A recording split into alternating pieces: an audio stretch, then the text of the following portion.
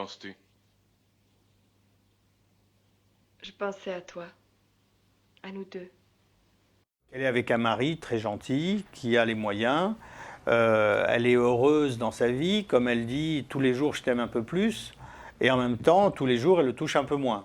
Hein, c'est-à-dire que c'est vraiment une dichotomie entre l'amour affectif et l'absence d'amour charnel. Non, je t'en prie. Repose-toi. Et pour peu qu'il...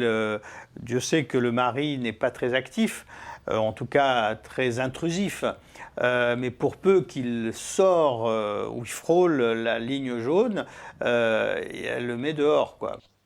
Elle sait garder cette limite-là, tout en souffrant, parce qu'on voit quand même qu'elle souffre. Pierre, Oui.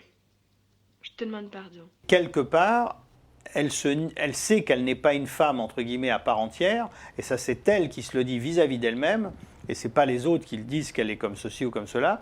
Et le fait qu'elle se vive comme ça, elle a en même temps en recherche de découvrir comment elle pourrait fonctionner comme les autres femmes. Des inconnus, c'était trop horrible. Mais ça existe encore, ces endroits-là? Et c'est pour ça qu'elle se met à happer les moindres mots touchant de près ou de loin à la sexualité, mais en particulier une sexualité un peu particulière, à savoir la prostitution, à savoir le fait de ne pas mélanger amour et désir, quoi. C'est deux choses qui sont séparées. Tu veux que je vienne avec toi? Non, non. Oui. Je voudrais bien que tu restes jusqu'à ce que je m'endorme.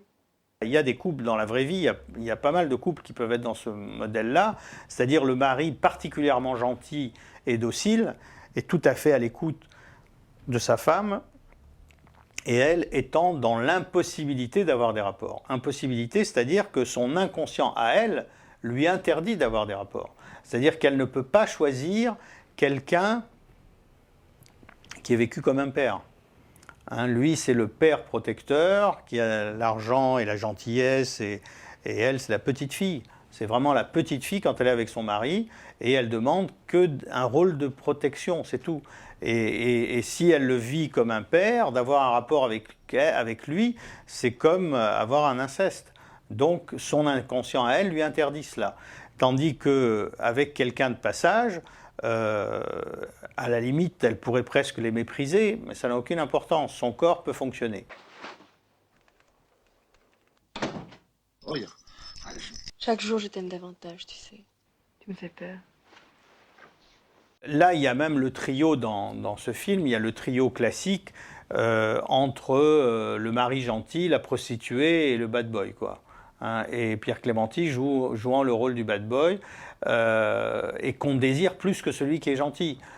Pourtant, on peut savoir que c'est pas bon pour nous, que de manière raisonnée et raisonnable, ce n'est pas bon pour nous, mais il y a une force plus forte que ça, qui fait que ces femmes-là, par exemple, se disent « je l'ai dans la peau ». Avoir quelqu'un dans la peau, ça veut dire aimer avec son corps. Comme tu as changé. Je te reconnais pas. Ça me fait tellement plaisir de te voir sourire. Je me sens beaucoup mieux, c'est vrai. La sexualité judéo-chrétienne est partagée entre la maman et la putain. Alors le mari, on pourrait imaginer plein de choses, mais il est probable que lui aussi, il est dans un fantasme de femme pure, de la mère. C'est sa femme, donc la mère potentielle de ses enfants. Potentielle parce qu'ils n'ont pas de rapport, donc les enfants ils peuvent les attendre, mais c'est ce qu'il souhaitait. Si seulement un jour tu m'annonçais une grande nouvelle. Mais de quoi parles-tu? Et donc pour lui, il a mis cette femme sur un piédestal, et donc elle est en effet intouchable, et il accepte donc de ce fait qu'elle soit intouchable. Et il peut avoir du mal à l'imaginer, imaginer la salir par les rapports sexuels. Parce que pour l'un comme pour l'autre, quand on est dans ce rapport, la maman et la putain, dès qu'on est du côté de la maman, c'est la pureté même. Et la pureté même, on n'est pas en dessous de la ceinture, on ne regarde pas ça, on ne s'occupe pas de ça, on ne va pas se salir avec ça. Et du coup, la sexualité est mise réellement de côté, quoi. Chez Madame Anaïs, 11 cité Jean de Saumur. Dans le film, on voit que Séverine se découvre au fur et à mesure. Quand elle entend, à partir de ce que dit M. Husson, qu'il y a une maison de rendez-vous ou une maison de passe, ça attire son attention. Et donc elle a fait ce qu'on appelle de l'introjection, c'est-à-dire c'est de la projection à l'intérieur d'elle-même. Et elle a projeté ça parce que ça lui parlait. Hein, c'est que quelque chose l'intéressait. Elle ne savait pas trop ce qu'elle allait y trouver. Il n'empêche qu'elle a trouvé l'énergie et la force d'y aller, de se présenter, d'avoir envie de fuir. Mais enfin bon, elle a joué au chat et à la souris comme on fait d'habitude dans ces moments-là. Et progressivement, elle a été chercher quelque chose qu'elle ne savait pas quoi. Mais en fait, ce qu'elle allait chercher, c'est la jouissance.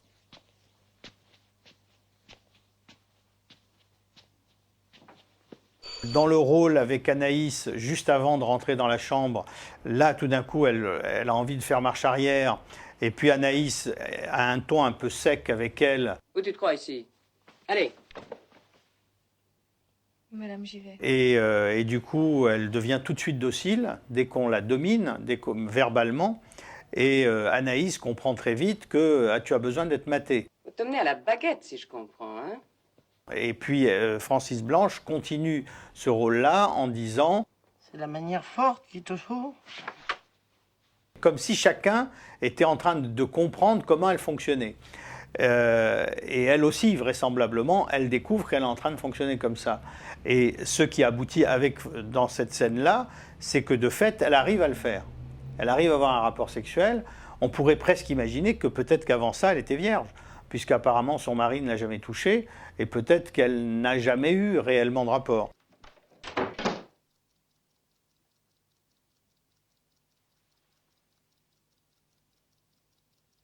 Et dans ce premier rapport qui a eu lieu, on n'est pas sûr qu'elle se soit libérée au sens avoir du plaisir, mais ça veut dire que tout d'un coup, c'est devenu possible et banal.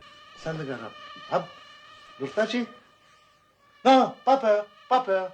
Et ce qu'elle découvre, et on le voit au fil du film, qu'elle se sent de plus en plus à l'aise. À la limite, plus elle est niée en tant que personne, plus elle est moins que rien, on la maltraite, on lui fait mal, on la fait saigner, et en même temps, elle est de plus en plus, entre guillemets, heureuse.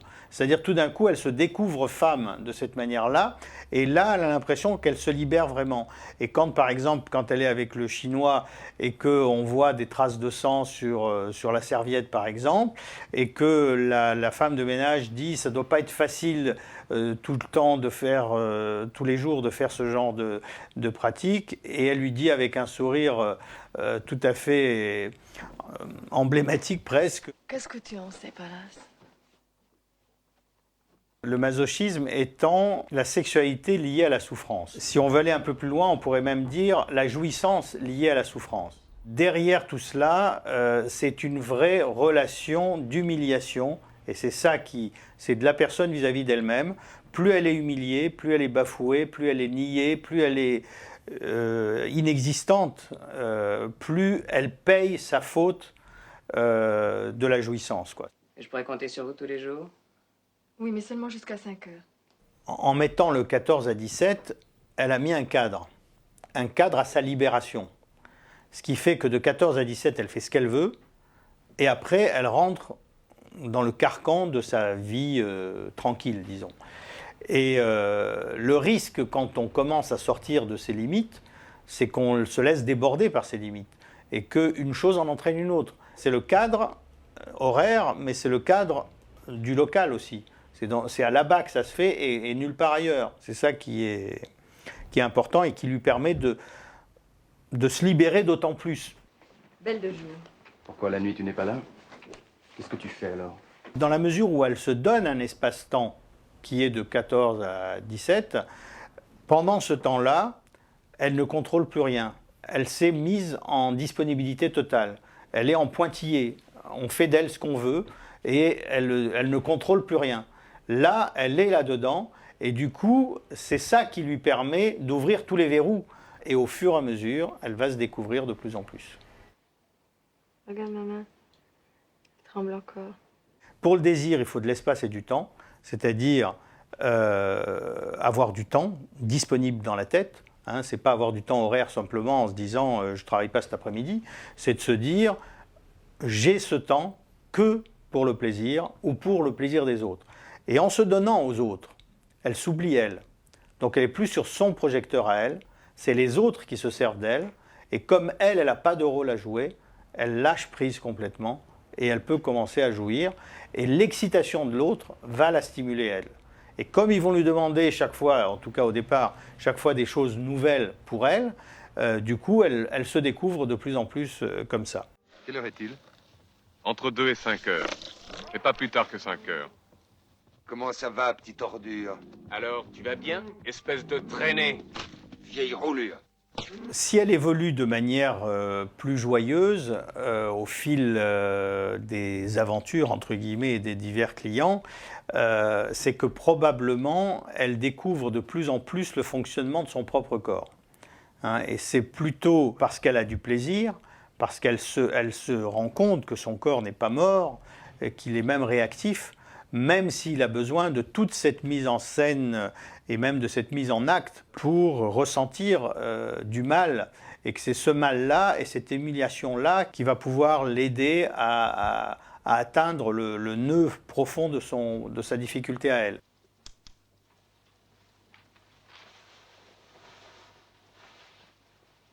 Alors le but, c'est pas d'aller dans la maison close, le but, c'est d'aller à la découverte de soi-même. Et combien de femmes, encore aujourd'hui, disent « je ne peux pas avoir de plaisir ». Quand on discute avec elles, elles disent « je commence à découvrir mes fantasmes ». Mais il y en a certains que je ne supporte pas. Et en général, celles qu'elles ne supportent pas, c'est d'être considérées comme une prostituée, ça arrive assez vite, ou bien d'être violées. Mais l'ennui pour ces femmes-là, c'est qu'elles ne peuvent jouir que si elles imaginent ça. Et là, on est dans le fantasme, on n'est pas dans le passage à l'acte. Et quand elles imaginent qu'elles sont violées, elles jouissent. Mais si elles se disent « ce n'est pas bien d'imaginer d'être violée, donc je ne veux pas penser à ce fantasme », donc elles n'ont pas ce fantasme, donc elles ne jouissent pas. Et après, c'est une sorte de jeu entre elles et elles, quoi, et de savoir que justement le fantasme n'est que de l'imaginaire. Et ce qui se passe dans leur tête, ça ne regarde qu'elles. À quoi penses-tu, Séverine? Il y a une psychanalyste, comme Jacqueline Schaeffer par exemple, qui a écrit un livre qui s'appelle « Le refus du féminin », où elle développe, psychanalytiquement parlant, un certain nombre d'idées sur comment certaines femmes, pas toutes les femmes, mais certaines femmes, ne peuvent jouir que si elles acceptent d'être dominées. Et que c'est un élément important de la jouissance féminine. L'inconscient, c'est quelque chose qui s'impose à soi, tandis que le conscient, c'est quelque chose que l'on décide de manière consciente de pouvoir utiliser de telle et telle façon. Et quand on sait qu'un certain nombre de femmes, ce qu'elles veulent, c'est qu'on ait des attentions vis-à-vis d'elles, mais en même temps, au moment du rapport sexuel, elles veulent que l'homme soit affirmé, au sens viril du terme. Il y a certaines qui détesteraient être dominées à ce moment-là, et d'autres qui, si elles ne sont pas dominées, ne supportent même pas quelquefois d'être au-dessus de l'homme lors du rapport sexuel. Parce que ce qu'elles veulent, c'est sentir le poids de l'autre, au sens propre et figuré. C'est-à-dire avoir l'impression que si elles n'ont pas d'autres solutions, c'est ça qui va les faire jouir. Hein, et quelquefois, dans le jeu du masochisme, ça peut rentrer là-dedans. Ça ne veut pas dire que toutes les femmes fonctionnent comme ça, et ça ne veut pas dire que la femme a besoin d'être dominée pour jouir. Mais il y a un certain nombre de femmes, et quand ces femmes-là, et ce film est exemplaire pour ça, quand ces femmes découvrent que par la domination et la soumission, elles sont capables d'aller au bout de leur jouissance à elles, en fait, paradoxalement, elles ont beaucoup avancé plutôt que reculé. Je crois qu'il ne faut pas confondre, que ce soit du côté masculin ou féminin, ce qui est un but social ou sociétal, c'est-à-dire les rapports entre les hommes et les femmes, et ce qu'il en est de la jouissance psychique. La jouissance psychique, c'est ce qui s'impose à soi et qui permet de mieux fonctionner soi-même, quoi. Je ne sais pas comment t'expliquer. Il y a tant de choses que je voudrais moi-même comprendre, mon chéri. Des choses qui me concernent. Ce que j'éprouve pour toi, ça n'a rien à voir avec le plaisir. Dans la mesure où elle passe à l'acte et qu'elle a de la jouissance du fait de ce passage à l'acte, et non pas que dans l'imaginaire, c'est qu'elle est du côté de la perversion. Donc c'est une vraie masochiste. A contrario, quand les scènes où elle imagine, quand elle est attachée et qu'on la salit avec de la boue, quand on la fouette, quand elle est prise par le cocher ou qu'on la donne au cocher plutôt, ça c'est de l'imaginaire simplement, donc c'est du fantasme. Et si elle pouvait jouir que par ce fantasme-là, bah, ce n'est qu'un fantasme, c'est-à-dire une caresse de l'esprit, et donc ce n'est pas une perversion. Ce qui est dommage pour elle au début, c'est que alors qu'elle a cette excitation-là, et que quelque part, avant même d'aller dans cette maison-là, elle est en train de découvrir que ça l'émeut libidinalement, comme on dit, elle ne s'en sert pas pour se rapprocher du mari. Hein, elle sépare les choses quoi, complètement. Et c'est là où le mari aurait pu avoir un rôle à jouer pour agir, quoi. C'est l'autre que tu aimes. Pourquoi viens-tu ici alors? Je ne sais pas. Ce sont deux choses bien distinctes. Dans la vraie vie, en général, quand on est dans une perversion, comme là, dans le film, c'est Séverine avec le masochisme, elle peut être accrochée à ça, il n'y a que ça qui la fait fonctionner. Et quelqu'un qui n'a pas de but ultime pour sortir de là-dedans, elle peut chercher que la jouissance, point.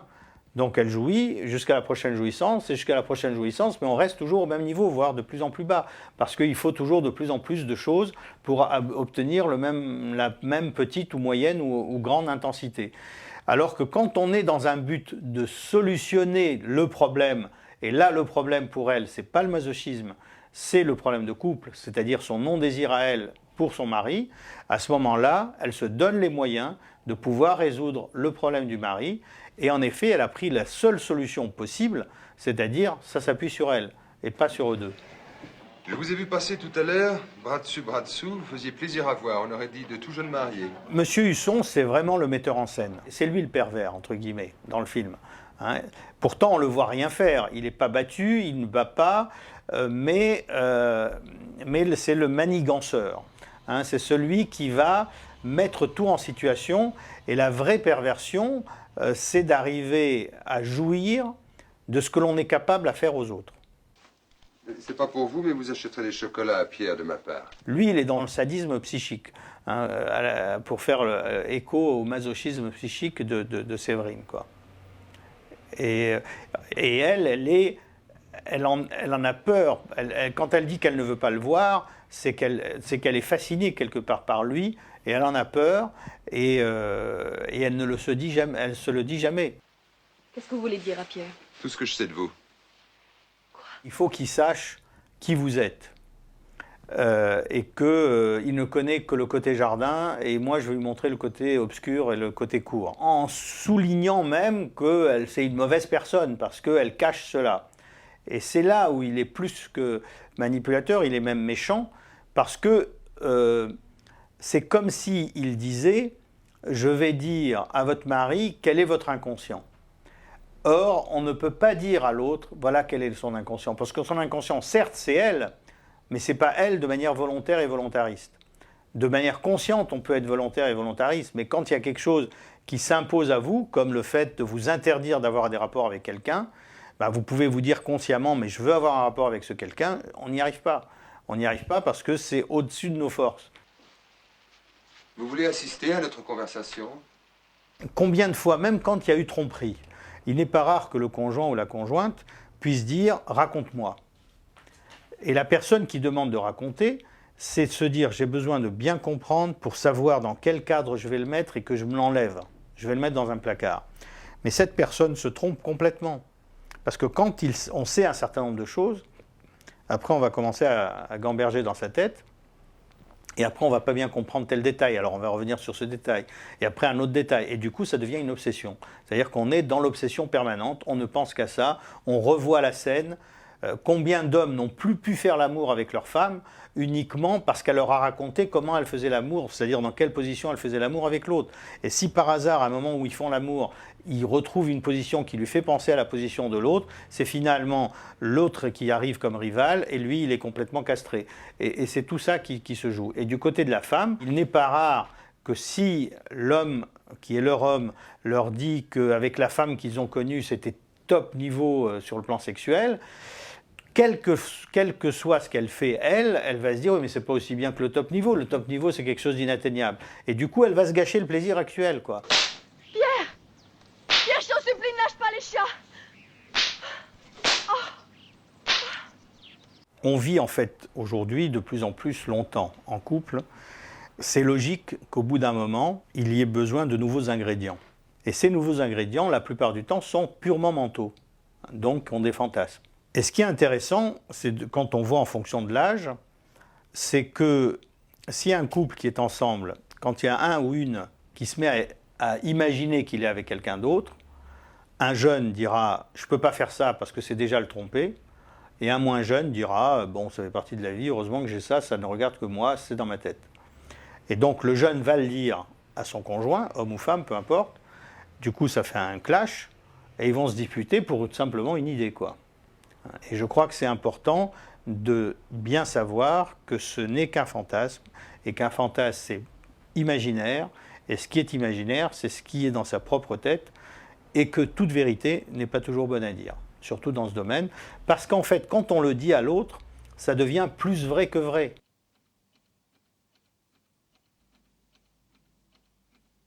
La fin pessimisme aurait pu être qu'il reste paralysé. À partir du moment où il reste paralysé, c'est le symbole de la castration. Et elle qui s'est préparée à aller à la rencontre de son mari, au moment où elle est prête, il ne peut plus. Et en plus, elle a été punie par là où elle a péché, c'est-à-dire c'est celui avec qui elle a eu le plus de plaisir dans sa découverte, je dirais, qui a rendu son mari ainsi, quoi. Et donc la boucle est bouclée, quoi. On ne peut pas avoir de plaisir sans être puni. Et du coup, là, on est puni par là où on a péché.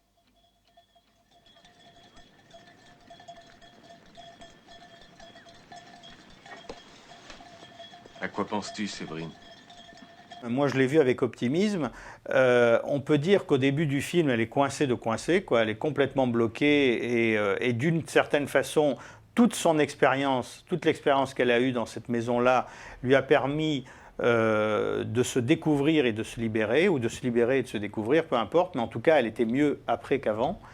Et que de ce fait-là, on pouvait espérer que, sachant comment elle fonctionne, elle allait intégrer ce fonctionnement-là pour pouvoir fonctionner avec qui elle veut, et entre autres avec son mari.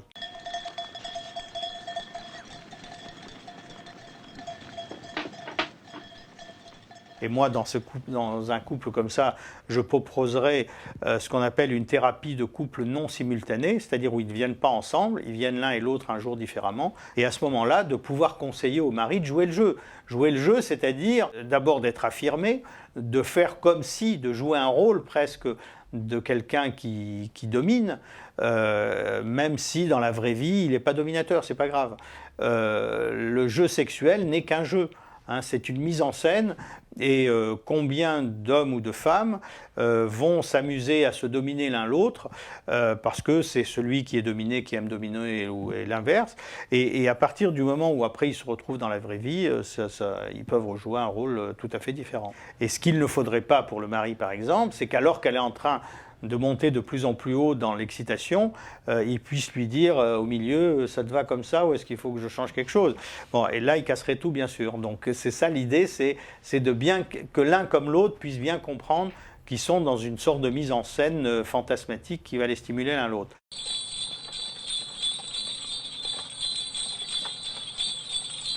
Pour moi, c'est une évidence que c'est un itinéraire d'une libération et d'une jouissance. On passe de l'idée fausse d'imaginer que c'est une femme au foyer qui veut être dominée pour être dans les statuts classiques de la société patriarcale, disons, où la femme ne peut être que dominée par l'homme dominateur. Là, c'est au contraire une femme qui est à la recherche de son propre plaisir, qui est capable d'agir elle-même, qui sait remonter les manches, si je puis dire, pour pouvoir se découvrir et avoir son propre plaisir, et à partir de là, de mener et de gérer sa vie. C'est en ce sens que c'est quelque chose de très moderne et même d'universel. C'est-à-dire que, à mon avis, dans 30 ans, ça sera toujours valable. Ce sera toujours la même chose, quelle que soit la vie de toutes les femmes de ce moment-là. On restera toujours sur le mécanisme de connais-toi et tu profiteras. Si tu ne te connais pas, tu ne fais que subir les autres. Et même si c'est l'homme que tu aimes, mais tu le subis quand même. J'ai une idée. Si vous vous appeliez Belle de jour. Belle de jour. Dans ce film, Séverine a pu aller jusqu'au bout de sa quête pour sa libération à elle, mais c'est réellement un personnage de cinéma. On ne parle pas d'un personnage réel. Et c'est ça qui est important. Et l'intérêt des artistes, c'est de nous faire rêver, de nous montrer ce qu'ils veulent développer, et que ce modèle, ce personnage reste un modèle cinématographique. Et la plupart des gens, d'ailleurs, font cela à travers une psychothérapie psychanalytique, par exemple. C'est-à-dire qu'ils se racontent tous les fantasmes les plus délirants qui puissent être, y compris d'être prostitués, mais ils ne font que l'imaginer. Et ils le racontent et ils le travaillent comme s'ils étaient en train de le vivre, et ça leur suffit, heureusement. Ils ne sont pas obligés de passer à l'acte. Il y en a encore pour longtemps? Je suis presque fini. L'intérêt du film par rapport à la jouissance féminine, c'est que c'est une quête. Et c'est parce qu'elle se cherche et qu'elle se trouve que les choses se passent progressivement de mieux en mieux. L'ennui, c'est qu'au jour d'aujourd'hui, on est tombé dans un autre excès qui est la dictature du plaisir. Alors les hommes le subissent depuis un moment, mais les femmes, malheureusement, les ont rejoints. Une des chances qu'avaient les femmes, jusqu'à il n'y a pas si longtemps, il y en a encore, heureusement, qui sont dans cette situation-là, c'est qu'elles pouvaient se dire « je n'ai pas eu d'orgasme, mais j'étais très bien ». Et elles se sentaient réellement bien. Donc elles n'avaient pas de frustration, de manque, etc. Alors que la plupart des hommes du même âge pouvaient se dire je n'ai pas joui, je n'ai pas éjaculé, donc le rapport s'est mal passé. Alors qu'ils pourraient se dire j'avais quand même un certain plaisir, voire un plaisir certain. Au jour d'aujourd'hui, il y a des femmes qui viennent en consultation en se disant je ne supporte pas de ne pas avoir un orgasme à chaque fois. Et là, en disant ça, ce n'est pas une avancée pour elles, c'est un recul. C'est-à-dire que tout d'un coup, elles sont trop dans la mécanique sexuelle, quoi. Comment il faut absolument fonctionner, on appuie sur ce bouton, on agit de telle façon, on a telle position, et si on fait tout comme il faut, on va avoir tout bon, quoi. Alors que la vraie jouissance, c'est pas ça, quoi. La jouissance, c'est quelque chose qui vous déborde, qui vous surprend, où vous vous amusez, quoi. Le pire, ça serait, il a une érection, j'ai une jouissance, et on s'ennuie tous les deux. Bon, c'est dommage, quoi.